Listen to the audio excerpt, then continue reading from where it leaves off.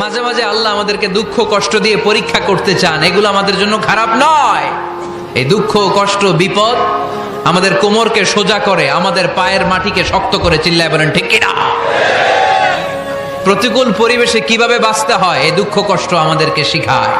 এজন্য মুমিন বান্দার বৈশিষ্ট্য হচ্ছে দুঃখ কষ্ট বেদনা জ্বালা এগুলোতে সে আপসেট হয় না, সে হাল ছেড়ে দেয় না, সে ভরসা রাখে একজনের উপর। চিল্লায় বলতে হবে তিনি কে? কারণ মুমিন জানে রাত্রি যত গভীর হয় অন্ধকার তমানিসা ভেদ করে সুবহে সাদিক হয়। মুমিন জানে গর্ভবতী নারীর পেটের ব্যথা যেই দিন বাড়তে থাকে ওই দিনই নতুন মেহমান আগমনের সময় ঘনাতে থাকে। মুমিন জানে তার জীবনে দুঃখ কষ্ট বিপদ যত বাড়তে থাকে সুখের দিন কাছে আসতে থাকে।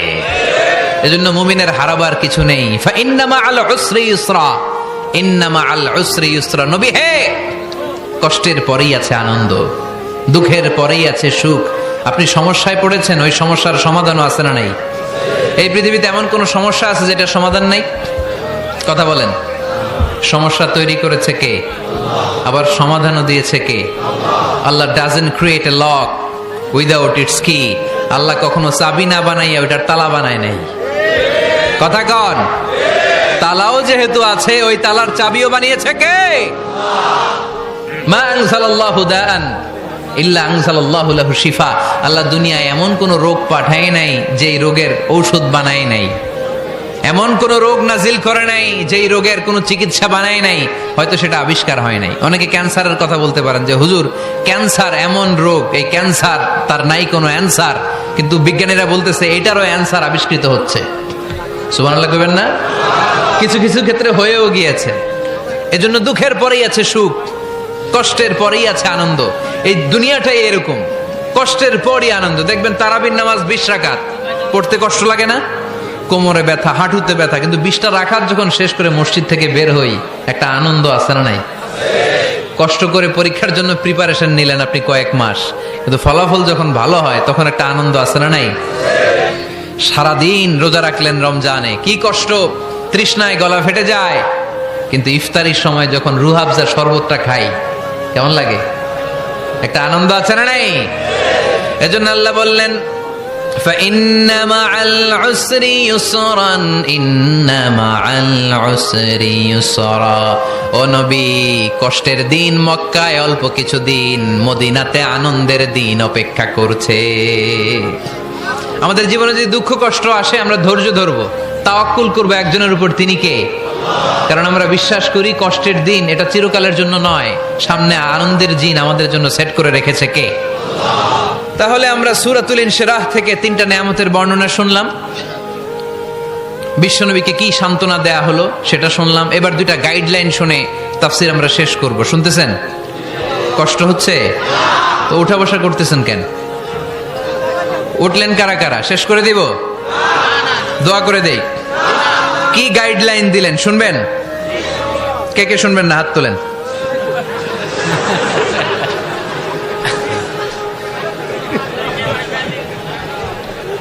কষ্ট হইতেছে? গরম লাগতেছে না? আমিও ঘামতেছি আপনাদের সাথে সাথে। অনেক গ্যাদারিং হয়ে গেছে। আসেন আল্লাহর নামে 3টা তাকবীর দেই, তারপর কোন 2টা গাইডলাইন তিনি বিশ্বনবীকে দিলেন ওই নির্দেশনা বাণীটুকু শুনে আজকে আমরা বিদায় নেব। আওয়াজ করে পড়তে হবে লিল্লাহে তাকবীর, লিল্লাহে তাকবীর, লিল্লাহে তাকবীর। গাইডলাইন নাম্বার 1, ফাইদা ফারাগতা ফানসাব। নবী আপনি যখন অবসর হন আপনি ইবাদতে মশগুল হন। ফানসাব ফিল ইবাদা, তাফসীর ইবনে কাসিরে এসেছে আপনি ইবাদতে মশগুল হন যখন আপনি অবসর পান। অবসর আল্লাহর দেয়া বড় নেয়ামত, এটা বিশ্বাস করেন? অবসর কিন্তু নেয়ামত। আমরা অনেকেই অবসর সময়কে কাজে লাগাই না, কিন্তু অবসর চলে যাওয়ার পরে যখন ব্যস্ত হয়ে পড়ি তখন বলি হায় রে, অবসরটা যদি কাজে লাগাইতাম। পরীক্ষার পরে 3 মাস ছুটি ছিল, এই 3 মাস অবসরে যদি পড়তাম তাইলে তো আজকে ভার্সিটিতে চান্স পেয়ে যেতাম, ঠিক কিনা? এজন্য বিশ্বনবীর আল্লাহ বললেন নবী ফাইদা ফারাগতা ফানসাব ওয়া ইলা রাব্বিকা ফারগাব। মাদানী জীবনে, মাক্কি জীবনে, দাওয়াতি কার্যক্রমের পরে, রাষ্ট্রীয় কার্যক্রমের পরে যখনই আপনি অবসর পাবেন তখনই আপনি ইবাদত করেন, তখনই বেশি বেশি আল্লাহর কাছে দোয়া করে। দোয়াটা খুব শক্তিশালী, কিন্তু আমরা অনেকে জানি না কি করে দোয়া করতে হয়। সিনসিয়ার দোয়া ইজ লাইক এ মিসাইল। আপনারা প্রায় পত্রিকায় শুনবেন আমেরিকা অমুক দেশে মিসাইল হামলা করেছে, শুনছেন? মিসাইল হামলা এমন হামলা, কত সেন্টিমিটার বেগে যে কোন জায়গায় অ্যাটাক করবে, যেখানে মারার কথা ওখানে পড়বে। ঠিক দোয়াটা হচ্ছে মিসাইলের মতো। আপনি যদি দোয়ার মতো দোয়া করতে জানেন, ওই দোয়াটাও জায়গা মতো যে ভেদ করবে। চিল্লা এখন ঠিক কিনা? কিন্তু আমরা দোয়া করতে জানি না, কি করে দোয়া করতে হয় এটা জানি না। বিশ্বনবীকে আল্লাহ বললেন, নবী ফাইদা ফারাগতা ফানসাব, যখন আপনি অবসর হবেন তখন আপনি দোয়া করেন, আল্লাহর কাছে চান। বেশি বেশি চাইলে খুশি হয় কে? তার মানে প্রথম ঘোষণা হলো ফাইদা ফারাগতা ফানসাব। প্রথম নির্দেশনা হলো নবী, যখনই আপনি অবসর পাবেন ইবাদত করবেন এবং দোয়া করবেন, বেশি বেশি আল্লাহর কাছে চাইবেন। 2 নাম্বার দিক নির্দেশনা হলো ওয়া ইলা রাব্বিকা ফারগাব, সব সময় আপনি আপনার আল্লাহর দিকে মনোনিবেশ করবেন। বিপদে পড়লে ডাকবো কারে? আমাদের অসুস্থতাকে সুস্থতায় পরিণত করে দিতে পারে কে? চাকরির জন্য পাগল পারা, চাকরি নাই, চাকরির ব্যবস্থা করে দিতে পারে কে? বিদেশে যেতে মনে চায়, পাসপোর্ট দিয়ে রেখেছি, ভিসা নাই, ভিসা লাগাই দিতে পারে কে? কিন্তু আমরা দুঃখ, কষ্ট, বেদনা কিছু একটা হইলেই সবার আগে আল্লাহরে শেয়ার করার আগে ফেসবুকে শেয়ার মেরে দেই। আছে না নাই? আপনাদের ফেসবুকে অ্যাকাউন্ট আছে নাকি? কার কার আছে দেখি?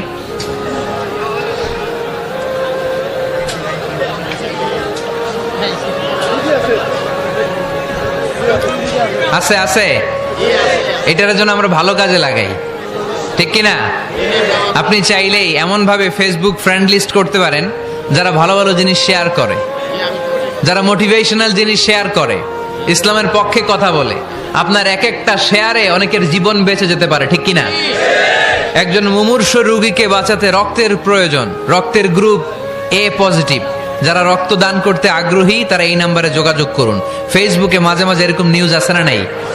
আপনি just you put down in share, শেয়ারের মধ্যে একটা পুট করে দিলেন, একটু শেয়ার মেরে দিলেন, ছড়িয়ে পড়লো হাজার হাজার ফেসবুক ফ্রেন্ডদের কাছে। তাদের অনেকে ব্লাড দিতে আগ্রহী, সে তাড়াতাড়ি যে সেখানে ব্লাড ডোনেট করে আসলো। আপনার একটা শেয়ারের কারণে বেঁচে গেল অনেকগুলো প্রাণ। চিল্লা এখন ঠিক কিনা? রক্তদানের মতো শ্রেষ্ঠ ইবাদত হতে পারে? আমরা মনে করি শুধু জিকিরি ইবাদত, আমরা মনে করি শুধু নামাজি ইবাদত।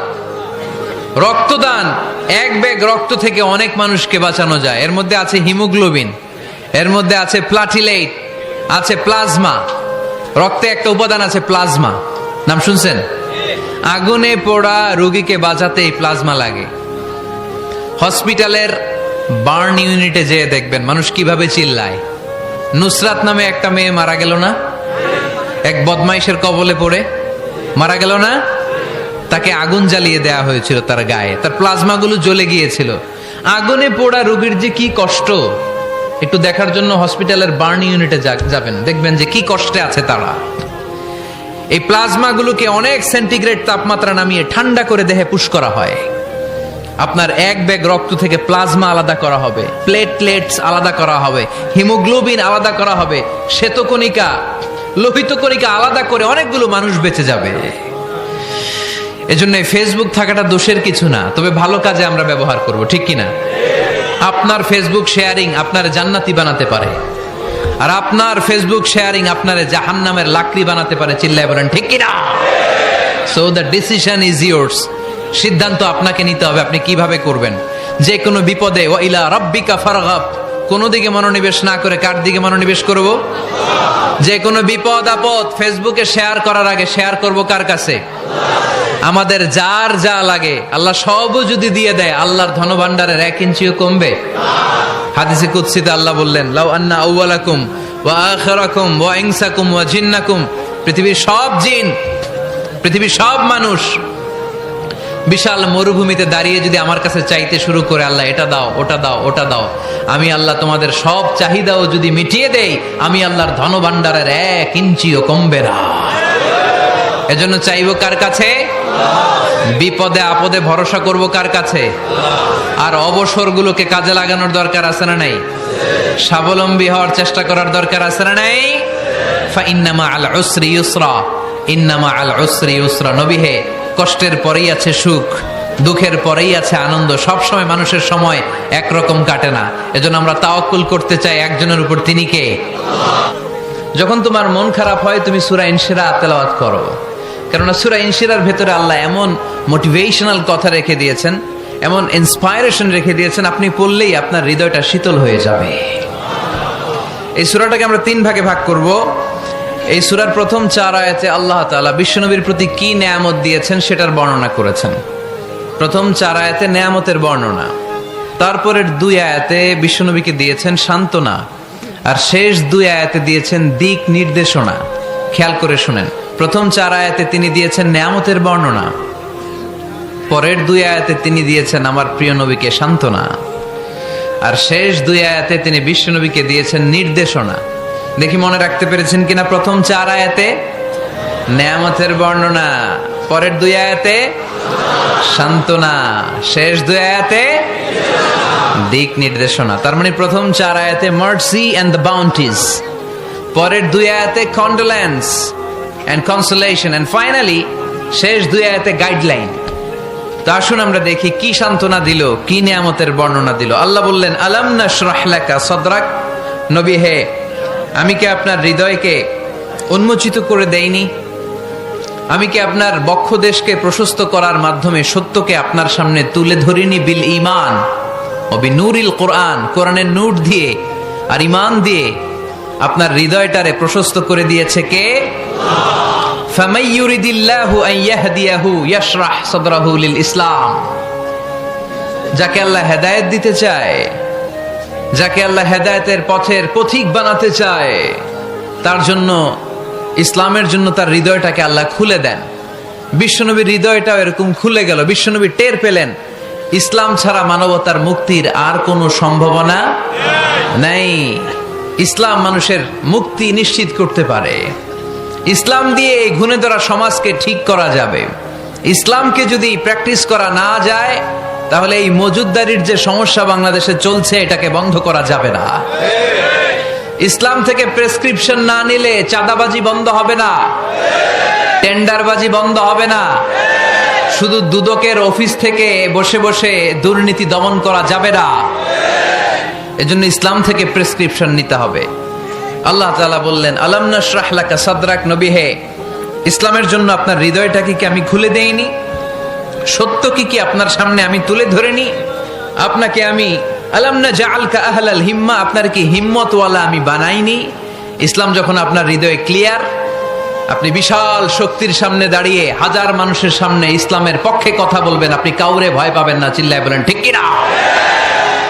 এজন্য আল্লাহ বললেন, আলাম নাশরাহ লাকা সাদরাকা ওয়া ওয়াদা'না আনকা বিজরাকাল্লাযী আনকাদা যাহরাক ওয়া রাফা'না লাকা যিকরাক। সুবহানাল্লাহ পড়েন। নবী, আপনার হৃদয়টাকে আমি ইসলামের জন্য প্রশস্ত করে দিয়েছি। আপনি একেবারে সুনিশ্চিতভাবে বুঝতে পেরেছেন, জানতে পেরেছেন যে মানব সমস্যার সমাধান আছে শুধু ইসলামের ভেতরে। কিসের ভেতরে? এজন্য আমাদেরকে ইসলাম মানতে হবে। কি মানতে হবে? ইসলাম মানবো কতক্ষণ দেহে প্রাণ থাকে। ইসলাম মানবো কোনখানে? সবখানে। উত্তর দেন, ইসলাম মানবো কতক্ষণ দেহে প্রাণ থাকে? ইসলাম মানবো কোনখানে? রাজি আছেন নাকি ভাগাভাগি করবেন? কিছু ইসলাম, কিছু মন মতো। মসজিদ, মাহফিল, মাদ্রাসা ইসলাম, আর গোটা দুনিয়াটা মন মতো। এরকম ভাগাভাগি করা যাবে না। খবরদার। ইসলাম মানবতার মুক্তির সোপান। বিশ্বনবী এটা নিশ্চিত হলেন। বিশ্বনবীর হৃদয়টারে উজালা করে দিল কে? আলাম নাশরাহ লাকা সাদরাক। হে নবী, আপনার হৃদয় কি আমি খুলে দেইনি? হৃদয় খুলে দেয়া মানে হৃদয়ের মধ্যে হিম্মত তৈরি করে দেয়া। সাইয়েদনা মুসা আলাইহিস সালাম এই দোয়াটা আল্লাহর কাছে করেছিলেন, রব্বি ইশরাহলি সাদরি ওয়া ইয়াসসিরলি আমরি। আল্লাহ, আমার কাজ সহজ করেন, আমার হৃদয়টারে আপনি খুলে দেন। সাইয়েদনা মুসা আলাইহিস সালাম আল্লাহর কাছে চেয়েছেন আল্লাহ যেন হৃদয় খুলে দেয়, কিন্তু আমার নবী চাওয়ার আগেই আমার নবী হৃদয়টারে খুলে দিয়েছে কে? আবার অনেক মুফাসসিরিনে ইকরাম বলেছেন, এখানে শারহে সাদর দ্বারা শাক্কু সাদর উদ্দেশ্য, মানে সিনা চাক। আমার নবীর জীবনে পুরো জিন্দেগিতে 3 বার সিনা চাক হয়েছিল। কয়বার? সিনা চাক মানে বক্ষ বিদীর্ণ করা, ইংরেজিতে বলে ওপেন হার্ট সার্জারি। কি বলে? আপনাদের এই এলাকায় কারো হয় নাই? শুনছেন না এটা? ওপেন হার্ট সার্জারি, গলা থেকে নাভি পর্যন্ত একেবারে কেটে ফেলে। বিশ্বনবীকে এবার 3 বার এভাবে ওপেন হার্ট সার্জারি করা হয়েছে। একবার যখন বিষ্ণু ঈসা ইসলাম বনু সাদ গোত্রে ছিল তখন, দ্বিতীয়বার যখন কোরআন নাজিল হবে তার আগ দিয়ে তখন, 3 নম্বরে বিষ্ণু ঈসা ইসলামকে যখন ঊর্ধ্ব জগতের অনেক দামি দামি জিনিস দেখানো হবে ওই মেরাজ রজনীর সময়টাতে, তখন কোন সুবহানাল্লাহ। বিশ্বনবী বললেন, আমি উম্মে হানির ঘরে শুয়েছিলাম, আমাকে ছাদ 2 ভাগ করে ছাদের উপর দিয়ে নিয়ে হাতিমে কাবাতে শুইয়ে দেয়া হলো, গলা থেকে নাভি পর্যন্ত ছিঁড়ে ফেলা হলো, আমার হৃদয়টাকে বের করে জমজমের পানি দিয়ে ক্লিন করা হলো, আমার হৃদয়ে জ্ঞান, আমার হৃদয়ে ঈমান আর প্রজ্ঞা দিয়ে পরিপূর্ণ করা হলো। অনেক মুফাসসিরিন ইকরাম বলেছেন, আলাম নাশরাহ লাকা সাদরাক মানে হচ্ছে, হে নবী আমি কি আপনার বক্ষ বিদীর্ণ করি নাই? কেউ কেউ বলেছেন এটা দ্বারা উদ্দেশ্য হচ্ছে বিশ্বনবীর বক্ষ বিদীর্ণ করার মধ্য দিয়ে বিশ্বনবীকে আল্লাহ তাআলা ব্রড মাইন্ডেড বানিয়েছেন। সুবহানাল্লাহ পড়েন। বিশ্বনবী কি ন্যারো মাইন্ডেড ছিলেন? কি ছিলেন? জোরে বলেন, আরো জোরে। ব্রড মাইন্ডেড, উদার, আকাশের মতো বিশাল, সাগরের মতো বিশাল, পাহাড়ের মতো সুউচ্চ ছিল বিশ্বনবীর হৃদয়, ঠিক কিনা? শুধু মুমিনদের জন্যই বিশ্বনবীর হৃদয়ে মায়া ছিল না, কাফেরদের জন্য মায়া ছিল। সুবহানাল্লাহ পড়েন। রাহমাতাল লিল আলামিন, আমার নবী কি ছিল? সবাই বলেন, ওমা আরসালনাকা ইল্লা রাহমাতাল লিল আলামিন। I have sent you as a mercy for the entire universe. নবী হে, আমি আপনাকে গোটা বিশ্বের সবার জন্য রহমত করে প্রেরণ করেছি। রাহমাতাল লিল আলামিন। আল্লাহ এখানে চাইলে বলতে পারতেন রাহমাতাল লিল মুসলিমিন, নবী আপনি শুধু মুসলিমদের জন্য রহমত, এটা বলছে? নবী আপনি শুধু মুত্তাকিদের জন্য রহমত, বলছে? চাইলে বলতে পারতেন নবী আপনি শুধু রাহমাতাল লিল মুসল্লিন, যারা মসজিদে যায় মুসল্লি নামাজ পড়ে তাদের জন্য রহমত, বলেছে? কি বলছে? রাহমাতাল লিল আলামিন। I have sent you as a mercy for the entire universe. গোটা বিশ্বের জন্য আপনি রহমত। সুবহানাল্লাহ পড়েন। সবার জন্য রহমত, সবার জন্য হৃদয় দিল দরিয়া। এজন্য তিনি ছিলেন ব্রড মাইন্ডেড, কখনো মানুষের ক্ষতি করতে চাইতেন না। এমনকি যুদ্ধের ময়দানে যেখানে আপনি প্রতিপক্ষকে আঘাত করবেন সেখানেও বিশ্বনবী ক্ষয়ক্ষতিকে মিনিমাইজ করার ট্রাই করতেন। তিনি যখন খায়বার দুর্গে আক্রমণ করবেন তার মিলিটারিকে, বিষ্ণু ঈসা ইসলাম মিলিটারিকে 5 ভাগে ভাগ করতেন। 5 ভাগে ভাগ করতেন। কি কমান্ডার ছিলেন তিনি! এক ভাগের নাম মুকদ্দমাতুল জাইশ, ফ্রন্ট উইং। ডান দিকে একটা থাকতো মাইমানা, বায়ে একটা থাকতো মাইসারা, মাঝখানে যে ব্যাটালিয়ন থাকতো এটার নাম কালব, পেছনেরটার নাম খালফ। সুবহানাল্লাহ পড়েন। এজন্য বিশ্বনবী যখন অ্যাটাক করতেন তখন সবাই বলতো যা আল মুহাম্মদ ওয়াল খামিস, মুহাম্মদ তার 5 উইং এর ব্যাটালিয়ন নিয়ে আমাদের উপর আক্রমণ করেছে। যুদ্ধের ময়দানে তিনি ঘোষণা দিতেন, খবরদার, এই যে ইহুদিদের উপর আক্রমণ করবা, যুদ্ধ করবা, কোন নারীদের গায়ে হাত তুলো না, শিশুর গায়ে হাত তুলো না, বৃদ্ধ বৃদ্ধার গায়ে হাত তুলো না, খ্রিস্টান পাদ্রী বাবা যারা আছে, ফাদার অফ খ্রিস্টিয়ান, পাদ্রীদের গায়ে হাত তুলো না। যুদ্ধ করতে যে গবাদি পশু মেরো না, গাছপালাগুলো ভেঙো না। সুবহানাল্লাহ কইতে মনে চায় না? গেছে যুদ্ধ করতে, গেছে কি, কিন্তু ক্ষয়ক্ষতি মিনিমাইজ করার জন্য কি চেষ্টা করতেন! কি রহমতের নবী! সবাইকে সম্মান করতেন, সবাইকে মানুষ হিসেবে দেখতেন। আমরা ভাগ করে ফেলি, আমরা দেখা মাত্রই যদি দেখি মাথায় টুপি আর দাড়ি, তখনই ভাবা শুরু করি এটা কার মুরিদ? কি সরসিনার মুরিদ, না চরমনায়ের মুরিদ, না আটরশির মুরিদ, না অমুক জায়গার মুরিদ? অথবা আমরা বলতে শুরু করি কি জামাত করে, না খেলাফত মজলিস করে, না ইসলামী আন্দোলন করে, না তাবলীগ করে। ভাগাভাগি আছে না নাই? কিন্তু আমরা তাকে মানুষ হিসেবে দেখি না। আগে দেখতে হবে মানুষ। আপনার চোখ দিয়ে যা দেখবেন এগুলো মানুষ, এগুলো সবাই মানুষ। বিশ্বনবী মানুষ হিসেবে সবাইকে ট্রিট করতেন।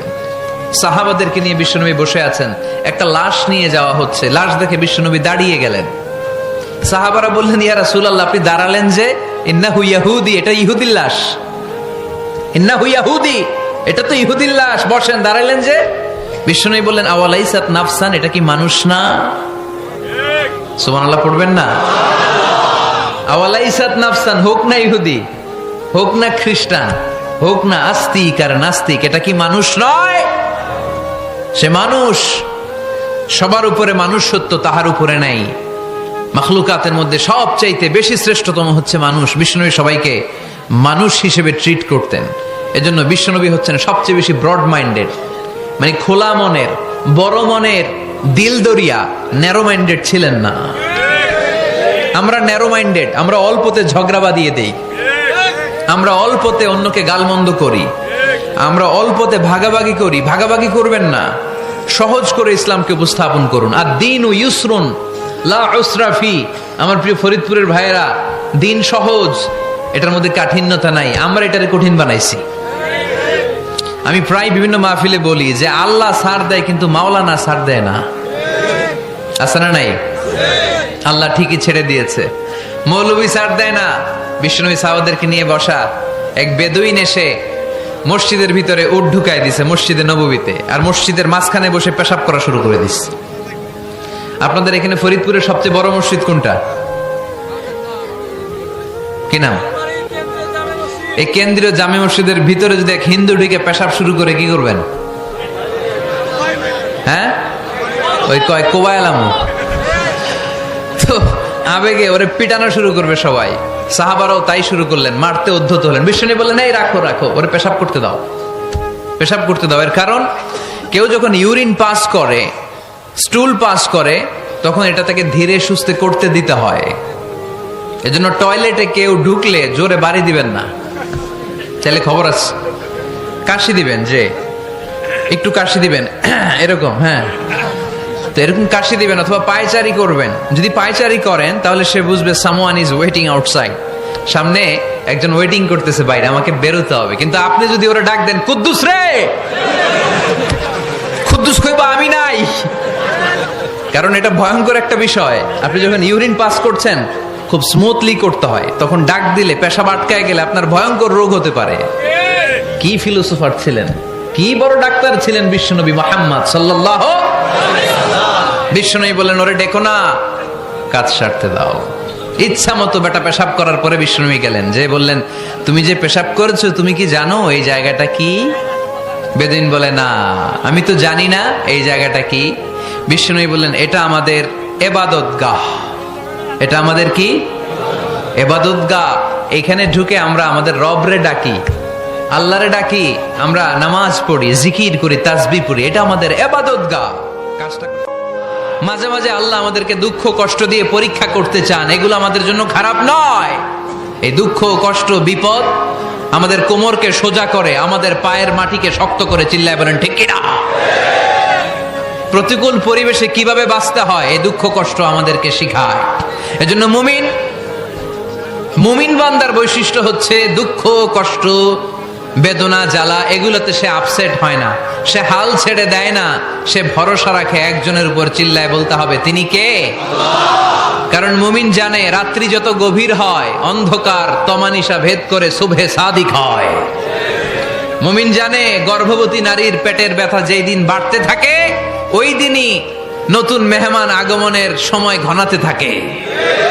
মুমিন জানে তার জীবনে দুঃখ কষ্ট বিপদ যত বাড়তে থাকে সুখের দিন কাছে আসতে থাকে। এজন্য মুমিনের হারাবার কিছু নেই। ফা ইন্না মাআল উসরি ইউসরা, ইন্না মাআল উসরি ইউসরা। নবী হে, কষ্টের পরেই আছে আনন্দ, দুঃখের পরেই আছে সুখ। আপনি সমস্যায় পড়েছেন, ওই সমস্যার সমাধানও আছে না নাই? এই পৃথিবীতে এমন কোন সমস্যা আছে যেটার সমাধান নাই? কথা বলেন।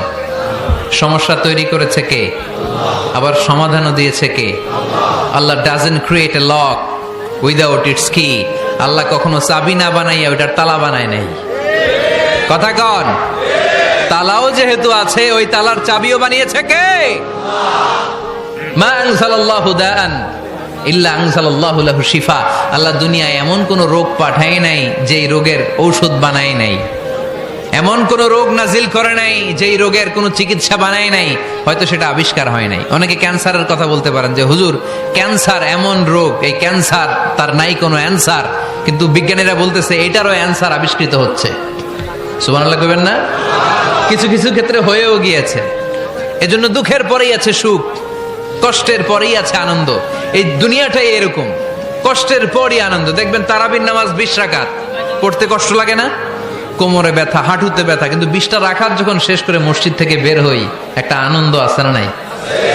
কষ্ট করে পরীক্ষার জন্য প্রিপারেশন নিলেন আপনি কয়েক মাস, কিন্তু ফলাফল যখন ভালো হয় তখন একটা আনন্দ আছে না নাই? সারাদিন রোজা রাখলেন রমজানে, কি কষ্ট, তৃষ্ণায় গলা ফেটে যায়, কিন্তু ইফতারির সময় যখন রুহ আফজা শরবতটা খাই, কেমন লাগে? একটা আনন্দ আছে না নাই? এজন্য আল্লাহ বললেন فَإِنَّ مَعَ الْعُسْرِ يُسْرًا إِنَّ مَعَ الْعُسْرِ يُسْرًا। ও নবী, কষ্টের দিন মক্কায় অল্প কিছু দিন, মদিনাতে আনন্দের দিন অপেক্ষা করছে। আমাদের জীবনে যদি দুঃখ কষ্ট আসে, আমরা ধৈর্য ধরবো, তাওয়াক্কুল করবো একজনের উপর, তিনি কে? কারণ আমরা বিশ্বাস করি কষ্টের দিন এটা চিরকালের জন্য নয়, সামনে আনন্দের দিন আমাদের জন্য সেট করে রেখেছে কে? তাহলে আমরা সূরাতুল ইনশিরাহ থেকে 3টা নিয়ামতের বর্ণনা শুনলাম, বিশ্বনবীকে কি সান্ত্বনা দেয়া হলো সেটা শুনলাম। এবার 2টা গাইডলাইন শুনে তাফসীর আমরা শেষ করব। শুনতেছেন? কষ্ট হচ্ছে তো উঠা বসা করতেছেন কেন? উঠলেন কারা কারা? শেষ করে দিব? দোয়া করে দেই। কি গাইডলাইন দিলেন শুনবেন? কে কে শুনবেন না হাত তোলেন।